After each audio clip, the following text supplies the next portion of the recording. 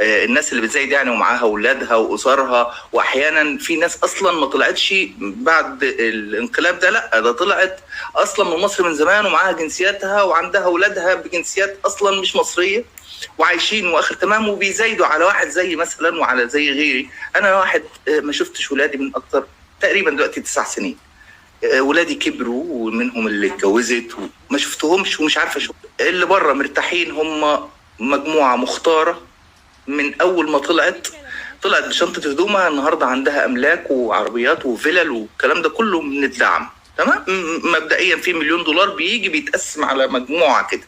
المجموعه دي هي مختاره من الاول. اعتقد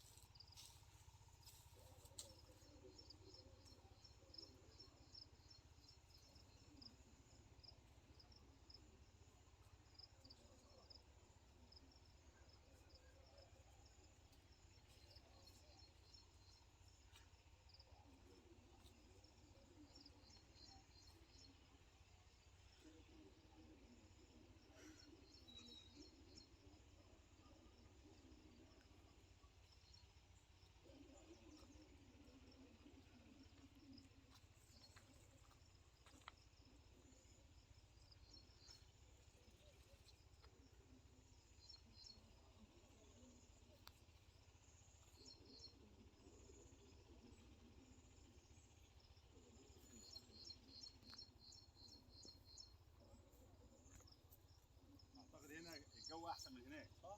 ايوه.